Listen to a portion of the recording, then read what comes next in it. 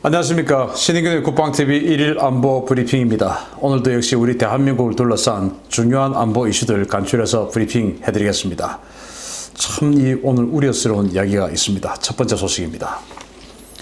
우리 해병대의 수건 사업인 상륙 공격 헬기 도입 사업에서 특정 업체 봐주기 논란이 끊이질 않고 있는 가운데 군의 의사결정 과정에 문제를 제기한 국회 조사관이 여당 국방위원장에게 불려가서 질책을 당했다는 소식입니다. 국회 예산결산특별위원회가 지난달 31일 발간한 2019 회계연도 결산 및 예비비 지출 승인의 건 검토 보고서가 합동참모본부의 상륙 공격 헬기 관련 의사결정에 특정 업체 봐주기 특혜와 위법 소지가 있다고 지적하자 여당 국방위원장이 보고서 작성자를 불러 호되게 꾸짖었다고 조선일보가 9월 16일 보도했습니다. 국회 사무처 소속의 예규리 조사관인 A씨는 지난달 해당 보고서에서 합참이 한국항공우주산업 즉 카이에 의한 무장헬기 국내 연구개발이 가능하다라는 이유로 전력화 시기를 미루는 등의 조정을 한 것은 방위력 개선 사업의 추진 방법을 결정해야 한다는 방위사업법 입법 취지와 상반되며 특정 업체를 명시해 언급한 것은 위법 소지가 있다라고 지적한 바 있습니다. 합참은 지난 2016년 상륙기동 헬기 관련 선행 연구를 안보경영연구원에 맡겨 미국의 AH-1Z 바이퍼 공격 헬기를 2022년부터 2023년 사이에 도입하는 것이 가장 타당하다는 결론을 얻은 바 있는데요. 돌연 전력화 시기를 2026년에서 2028년으로 바꾸고 바꾼 이유도 한국항공우주산업의 마리논이라고 서류에 적시를 해서 특정 업체 봐주기 아니냐라는 비판을 받은 바 있습니다. 더 황당한 것은 이 보고서에 대한 국회 국방위원회 위원장의 반응입니다. 더불어민주당 소속의 민홍철 의원은 A 조사관을 불러 해당 보고서와 관련한 질책을 한 것으로 전해졌는데요. 이와 관련해 민홍철 의원은 조사관을 불렀던 것은 맞다 라면서도 자세한 내용에 대한 언급은 피했다라고 합니다. 이와 관련해 국회에서는 사무처 소속 조사관들은 여야 정파 없이 최대한 객관적이어야 하는데 여당 국회 국방위원장의 이런 식으로 행동하면 국회 보고서의 객관성에 영향을 줄 수밖에 없다라고 비판하는 목소리가 커지고 있습니다. 더불어민주당 소속의 의원이죠. 과거에 군에서 별을 달았던 사람이에요. 이제 일본 보병은 아니고 법무관, 군 법무관 출신으로 알려져 있는데 준장 출신입니다. 이제 지금 현재 더불어민주당의 장군 출신들 별로 없으니까 다선 의원 중에 지금 그래서 국방위원장을 맡은 것 같은데 참 황당합니다. 지금 제가 여러 번 말씀드렸듯이 해병대 상륙 공격 헬기를 하는데 그 누구도 공격 헬기를 해야지 무장 헬기 이거는 적당하지 않다. 무장 헬기는 중국도 이거는 안 맞다라고 해서 공격 헬기를 다시 개발하고 하는 그런 게 바로 무장 헬기 아닙니까? 그럼 미국의 아임드 블랙호크라고 해서 블랙호크에다가 무장한 거 왜 그게 베스트셀러가 안 됩니까? 블랙호크가 이렇게 훌륭한데. 최근에 어떤 기자가 아임드 블랙호크 딱 사진 내보면서 이런 것도 있다라고 하는데 아임드 블랙호크 그 도입한 나라가 어디 있습니까? 참 그런 기자들 저는 정말 나쁘다라고 생각합니다.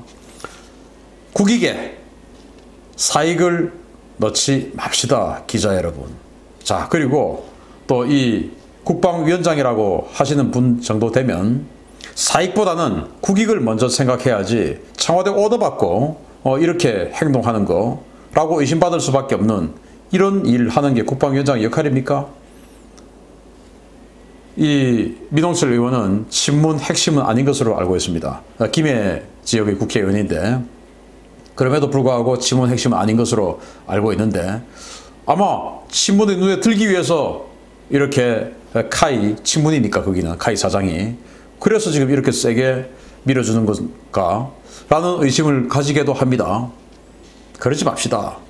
국회 국방위원장쯤 되면 정말 사명감, 도덕심, 애국심, 명예심 가지고 대한민국 안보만을 생각하는 국방위원장이 되기를 기대합니다. 자신의 정치적 이익, 그거는 국방위원장 그만두고 2기 때 하셨으면 좋겠습니다.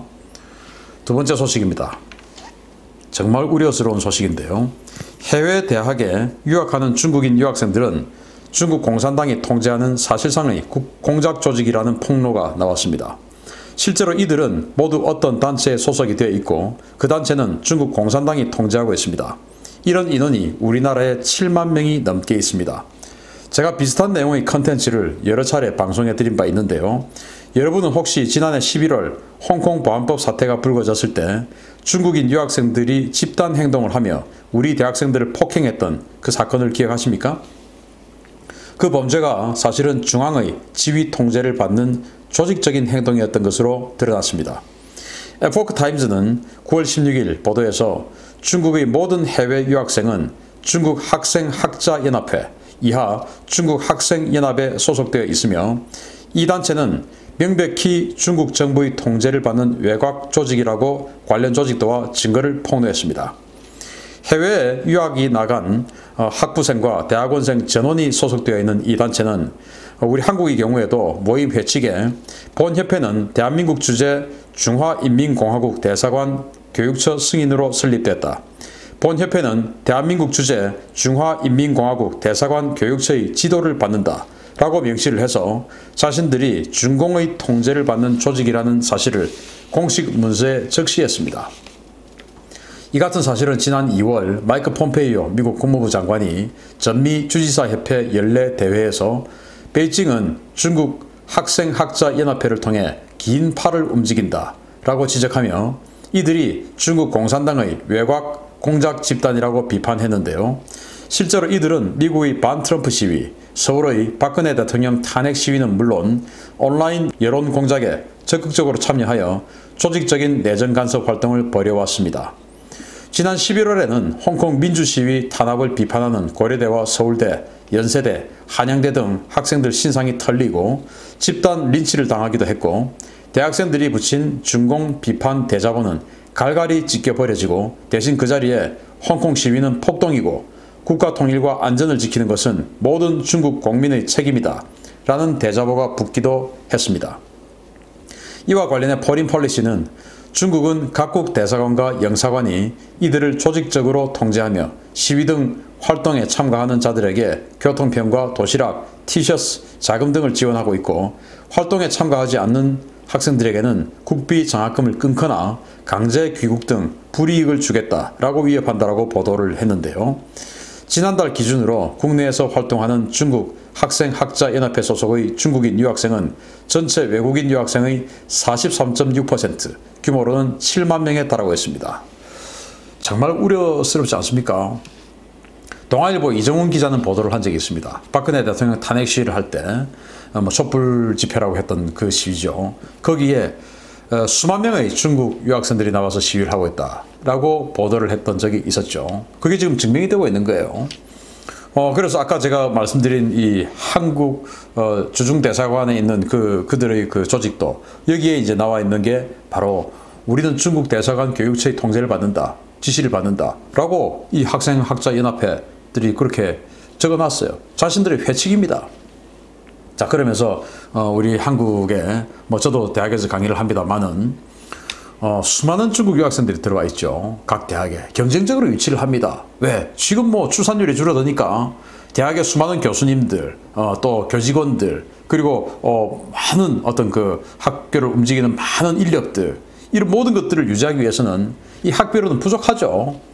그런데 사실은 이 등록금은 지금도 사실은 비싸기는 합니다만은 사실 굉장히 오랫동안 그다지 오르지 않고 이렇게 정체되어 있습니다. 그 모든 것들을 이제 국가 지원금 이런 것들로 충당을 하기도 하고 하는데 그 국가 지원금을 충당을 하면서도 그래도 중국인 유학생들을 얼마나 유치하냐에 따라서 우회 소득을 매출을 올릴 수가 있는 것입니다. 그렇게 해서 중국인 유학생 유치에 각 학교들이 혈안이에요. 그런데 이 중국인 유학생들이 알고 보면 전부 다 이런 식으로 공작원 역할을 할 수밖에 없는 상황이다. 왜냐? 중국 국가안전법에 그렇게 명시가 되어 있습니다. 모든 중국 국민은 정보기관의 지시에 따라야 한다 라고 국가안전법에 명시가 되어 있어요. 그리고 중국 대간첩법에 그 지시를 따르지 않으면 대간첩 작전 그리고 중국의 안보에 위해를 했다라고 간주해서 처벌한다 라고 되어 있습니다. 처벌받지 않으면 협조해야 되는 겁니다. 지시에 따라야 되는 겁니다. 그리고 이 중에서 상당수는 중국 정부의 장학금 지원을 받고 지금 나와 있는 사람들이에요. 학교에 있는 많은 중국인들이 열심히 하는 중국 학생들도 있지만 도대체 이 사람들이 왜 와 있는지도 모르겠는 그런 학생들 많이 있습니다. 아무 생각 없고 한국어 배우고 싶은 만큼 눈꽃만큼도 없고 교수 말 알아듣고 싶은 마음 눈꽃만큼도 없는 학생들 천지로 널려 있습니다. 자기 돈, 자기 부모 돈 가지고 왔으면 그렇게 했겠습니까? 나라에서 돈 줘서 그냥 니들 그냥 가라 라고 했으니까 그렇게 와서 앉아 있겠다라고 생각되는 사람도 천지로 있습니다. 모든 학교에.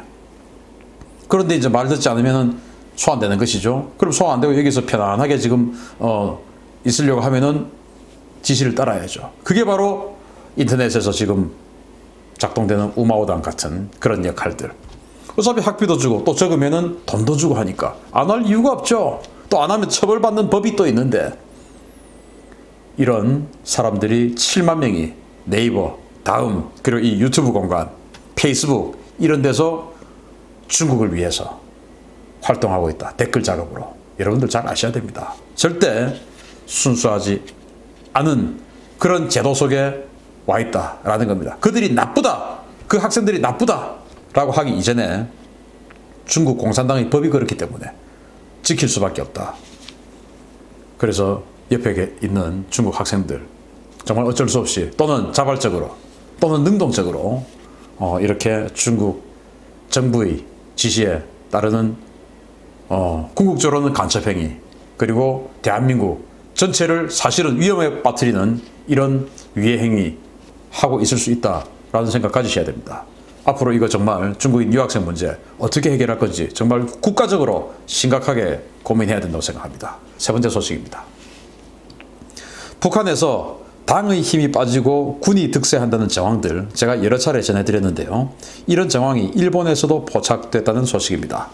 북한이 운영하는 해외단체 가운데 최대 규모의 인원과 자금력을 자랑하는 제1조선인 총연합회, 일명 조총련의 수뇌부가 교체되었으며 이 과정에서 북한 군부가 깊숙이 개입했다고 마키노 요시히로 아사히 신문 편집위원이 9월 16일 RFA와의 인터뷰에서 밝혔습니다.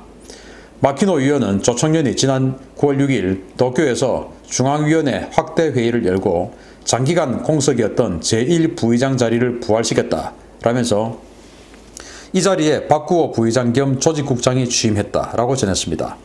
마키노 위원은 현재까지 조총련은 허종만 의장이 주도해온 체제였고 허 의장의 임기는 2년이 더 남아있는 상황인데 조총련은 갑자기 전체 회의를 열고 제1부의장 자리를 부활시킨 뒤에 허 의장을 허수아비로 만들어버렸다 라면서 일본 정보당국이 파악하기로는 이번 조치는 평양의 지시에 따른 것이며 허정만 의장을 대체하는 후계 체제를 당초 일정보다 서둘러 마련해야 하는 긴박한 상황이었다 라고 전했습니다.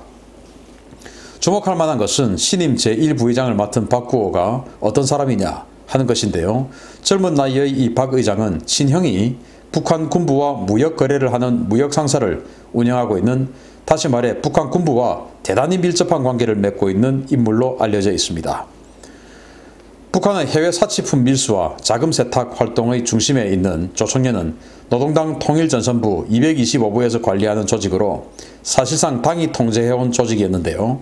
이 조직을 군부가 통제하는 인사가 장악하게 된 것은 최근 북한 내부의 권력 구도 변화를 반영하는 것이 아니냐라는 관측이 나오고 있습니다. 자, 225부. 이 225부가 어디냐? 바로 노동당 선전선동부 소속의 선전선동부. 그럼 선전선동부의 지금 최고가 누구냐? 바로 김여정 아닙니까?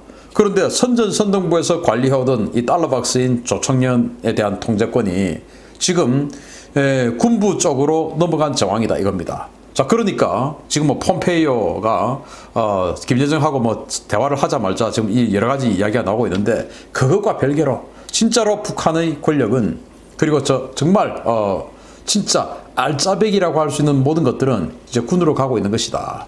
그래서 제가 지난번에 군의 군정지도부 또 여러 가지 시스템 이런 것들을 말씀드린 적이 있죠. 그래서 백두혈통이라고 하는 김정은 그리고 김여정 이 남매들의 권력이 군부 인사들보다 못할 수 있다라는 정황이 이런 식으로 여러 군데에서 나오고 있다는 겁니다. 달러박스인데 이 달러박스를 기존에는 선전선동부에서 통제하고 있었는데 그 선전선동부에서 임명한 사람이 의장을 맡아서 이렇게 링크가 되어 있었고 여기에서 각종 사치품들 김정은이 타는 렉서스 이런 것도 다 주고받고 하는 이 라인이었는데 갑자기 제1부의장을 신설해서 이 선전선동부와 링크되어 있는 이 사람을 허수아비로 만들어버리고 제1부의장이 득세했는데 이 제1부의장은 바로 군부와 연결되어 있는 사람이다. 이거 시사하는 바가 아주 크죠. 백두혈통 허수아비일 가능성이 아주 크다라는 이런 정황들 조청년을 통해서도 알려드렸습니다. 마치겠습니다. 감사합니다.